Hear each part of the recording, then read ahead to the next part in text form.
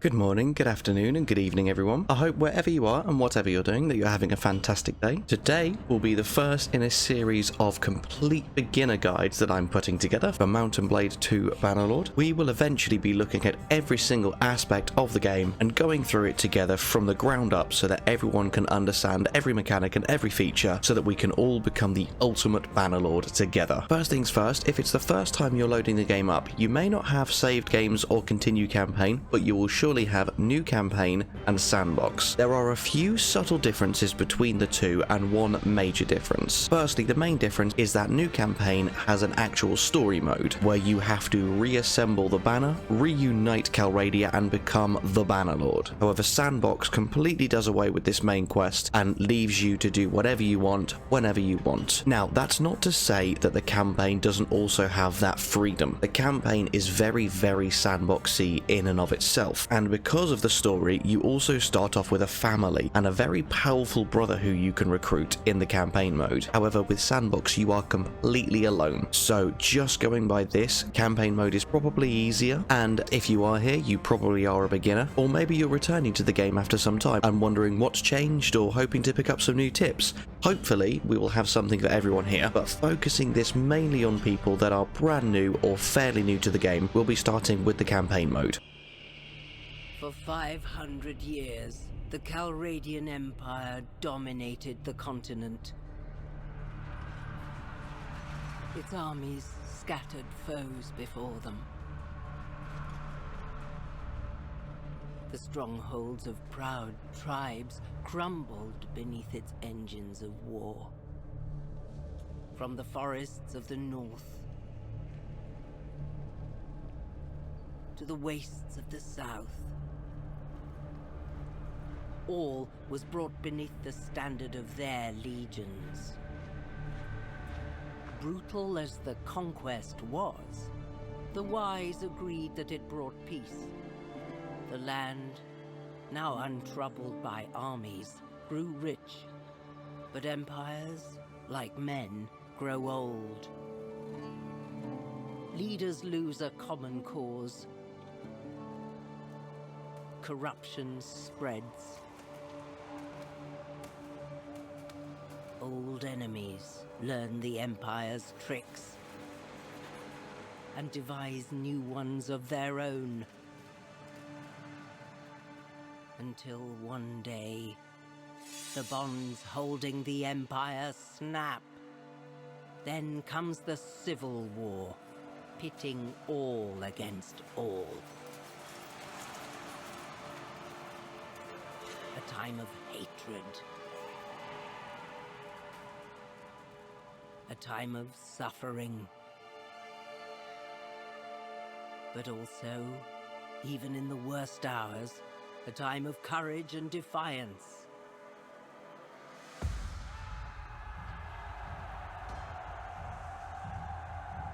As new leaders arise, from new places and new peoples, to turn back the tides of destruction and bring forth a new world from the ashes of the old.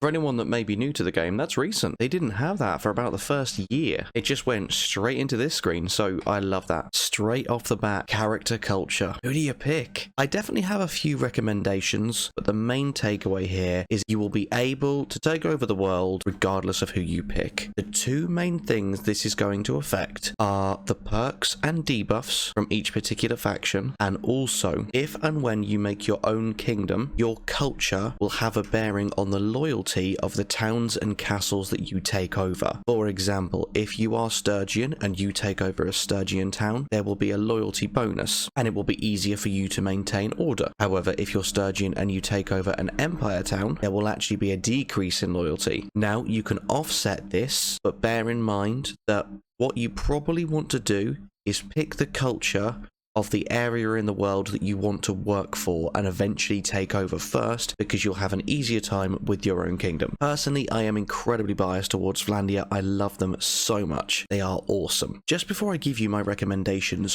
for the culture, I should mention we are currently on the 1.6 beta. The reason I've opted to go for the current beta branch at time of recording is because this guide will then stay relevant for longer, and this is the first patch in which they have overhauled the pros and cons mechanic of the culture. So I'm just taking a few minutes to get my head around it, because everything has completely changed, and what I was about to suggest might also have changed because of these changes. I'm still going to say that I think Britannian is probably the best culture to go for. 50% less speed penalty and 15% sight range in forests is insane. This used to just be 30% less speed penalty in forests and no sight range bonus. There are a lot of forests around the map, and you can use this both offensively and defensively to outrun armies that would usually catch you, and to catch up with armies that would usually outrun you. The 10% slower build rate for town projects and settlements can be offset quite easily, so this is probably one of the better cons to have, and +1 to your militia production is going to be great when you're just starting out, because it helps you to get garrisons in your towns much quicker. Don't worry if most of this doesn't mean much to you yet. We will revisit this in more depth in later guides. For now, I just want to give you a quick overview and let you know who you should choose. Vlandians get a straight up production bonus to villages, specifically that are bound to castles, which means they will be making a little bit more money. It is more beneficial for you to be a mercenary if you pick Vlandian culture, and less beneficial to actually be a vassal and recruit armies. Now, looking at Sturgia, cohesion is the resource required to maintain large armies. So if you're bringing other lords into your army, for example for a siege or a big fight, you will lose cohesion regularly, and you need to use your influence to increase that. Again, don't worry if not much of this is making sense to you. We'll cover it when we get in game. Just want to go through all the cultures with you and let you know what's on offer. So being Sturgian, it means that you can be in an army for longer before you disband because you run out of cohesion. Recruiting and upgrading infantry is cheaper. That's one that I think we can all understand. And less relationship penalty from kingdom decisions. This means such as overruling people if they want a castle and you decide to give it to someone else, or if someone wants to declare war and you say, no, I don't want to declare war. This means they won't be as unfavorable towards you. You can deny people's requests and there'll be less detrimental effect, which is quite good. I think the Empire probably has the strongest pros and the strongest cons as well, honestly. 25% more influence whilst being in an army is crazy. That is a lot late game, and you need influence to do any kingdom decision, such as enacting policies, declaring war, making peace, and even creating and sustaining armies. Any troops garrisoned in any of your towns are cheaper to maintain, which is awesome. However, village hearths increase 20% slower than anyone else, which means your villages will grow slower and therefore make less money, make less food, make less production in general. Now, the Assyrians are very good at trading. They are natural traders. Caravans are 30% cheaper to build, 10% less trade penalty. That's great. No speed penalty in the desert is a new one for me. This is awesome. That's really good if you are planning on playing in the desert regions of the game. However, their debuff is it's a straight 5% increase to the daily wages of anyone in your party, which later on in the game can be quite a hit. And then finally, the Khazaits. 25% production bonus to horses, mules, cows, and sheep in villages owned by Khazait rulers, so they are more plentiful and readily available. Honestly, I don't think that's that great. They are already very readily available. Recruiting and upgrading mounted troops is 10% cheaper. That's a good one. But 20% less tax income from towns. I'd say avoid this. I think this is the worst one, honestly. That is a real sting to your income for not that of an incredible buff, unless you're planning on having nothing but horses in your army, which I don't recommend. So for this playthrough, I love the reduced speed penalty in forests, so we're going to go with Britannia. Obviously, you can spend hours in character customization. There is so many customization options. It's awesome. But for now, we'll just pick someone random. Now we choose our stats and we mold our character for day one of our playthrough. So we choose who our family are, our early childhood, adolescence, into our youth, our young adulthood, and our story background. This will mold your character and give him or her focus point bonuses and attribute bonuses. Now that you know what all the options are, let me go back. What I strongly recommend here is picking one melee weapon and one ranged weapon and just focusing on them. If you spread yourself too thin, then later in the game when you're a much higher level, you will find you are a jack of all trades and a master of none. Unless you are going to play one playthrough or literal years of real time, you're not going to be able to max out your skill tree. Your learning rate decreases with level and with age. So what you want to do is focus on a few specific abilities and only level them so that you can max them. Otherwise, you are never going to be incredibly good at any one thing. Personally, my favorites are polearms and bows. It's just personal preference. As I say, pick any one out of one-handed, two-handed and polearm, any one out of bow, crossbow and throwing, and then you probably only want to focus on a maximum of 4 other skills so that you can start with at least 2 points in them. My recommendations are definitely riding and athletics so that you are better at maneuvering and moving on the battlefield. You need to be able to close the gap between enemies you want to run down, and you need to be able to get away from enemies that overpower you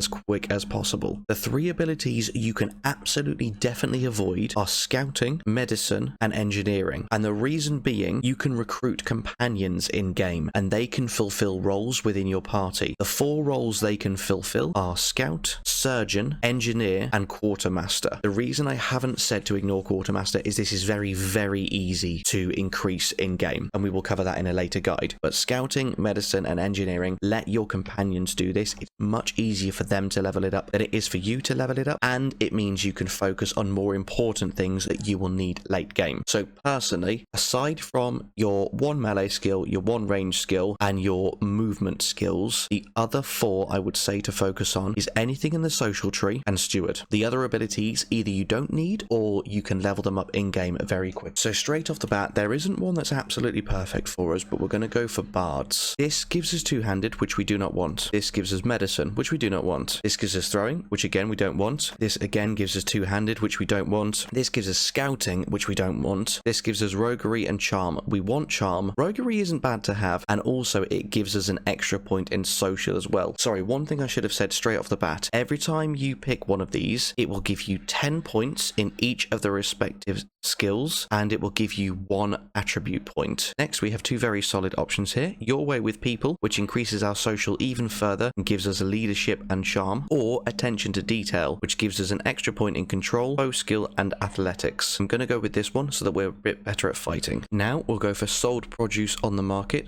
to increase the social skill, give us trade and charm. Next, we will do Road with the Scouts for another bow skill, our first point in riding and bumping up our endurance. This is another one that isn't perfect. You treated people well is great, but we're then putting too many points in one skill for the start of the game. So the other one that's quite good to do would be saving your village from a flood. We get the leadership, which is good, and we also get a point in tactics. The main thing tactics is used for is auto-resolving fights. You usually won't be auto-resolving fights ideally, but it's not a bad skill to have because you can use tactics for other things such as breaking into sieges and running away from enemies. Okay, I'm going to backtrack slightly on the melee weapon that I talked about, and we're going to go for Subdued a Raider for our final one. We're going to get 1 point in one-handed, a point in vigor to increase things like our health, our movement speed, and it will give us a point in athletics for our physical fitness, speed and balance. I'd say that's a pretty decent stat line. As I say, we don't need to worry about any of these 4 perks. Smithing and Steward we can increase incredibly quickly during the game, and Scouting, Medicine and Engineering we don't need at all. So we have got at least 1 point in every single perk that matters to us. This is an absolutely phenomenal start.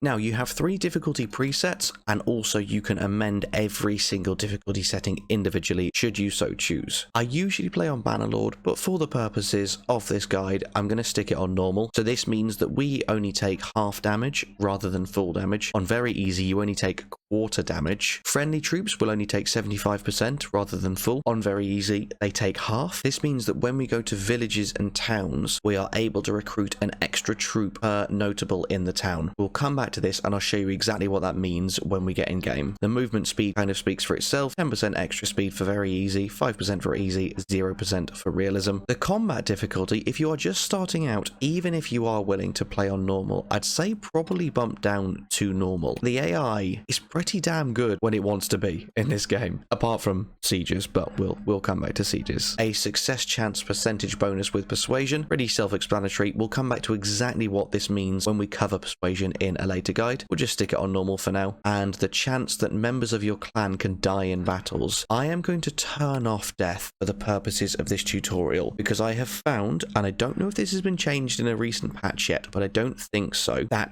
people die way too often, and when you're a few years in game, most armies are then commanded by teenagers and children because all of the adults have died in battle. You can have it auto allocate your clan members perks. This just means that every time someone levels up just like you can put an extra point in one-handed or tactics or whatever it is you want. This will do it automatically if it's ticked on. I like to be able to tailor them myself, so I'll turn it off. And this is a new option for me. Iron Man mode limits you to a single save file and automatically saves when you quit the game. This option cannot be changed later. It's so cool they've added an Iron Man mode in. We're going to leave it off for the tutorial, but it's very cool to know that that's there.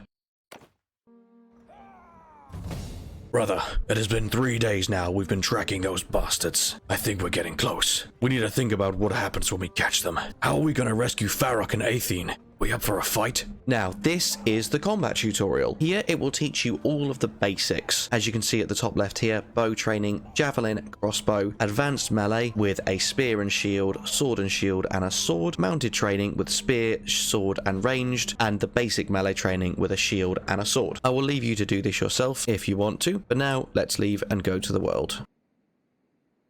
Leave the training field. Before we do anything else, we're low on food. There's a village north of here where we can buy provisions and find some help. You're a better rider than I am, so I'll let you lead the way. They have actually added some tutorials in, which is incredible. In which case, I'll leave the tutorials to give you the very basics of the controls. Also, you'll see next to each village, it shows you the primary resource that makes. This makes hogs, this makes sheep, this makes horses, etc, etc. Oh, and also, if you would like to change your banner, just press B. And you can use this button here to invert the colors and get some really funky banners. That brings us to the overworld. We've created our character, we had a thorough look through the cultures, the perk and talent options, we created our character, we changed our flag, we did the tutorial. Just really quickly, a few advanced tips for anyone that's made it this far. If you hold down Alt, it will show you anyone significant within the area. Currently, it is my brother Niacin and the headman of the village. Also, when you're riding, if you double tap S or W, you will speed up the horse much quicker and grind to a halt, rather than just holding W where you will slowly pick up the pace and get to top speed. So double tap S to grind to a halt, and double tap W to pick up speed a lot quicker. The weapons and armor that you spawn with will be based on your culture and also the perks that you picked. So because I focused on bow and one-handed, I started with a bow and a one-handed axe. We'll progress through the tutorial together in the next one, and I'll show you a few of the possible starting scenarios to pave your way within Calradia, such as becoming a smithy, a trader, or a mercenary. Until next time, stay safe and have a wonderful day. Bye-bye.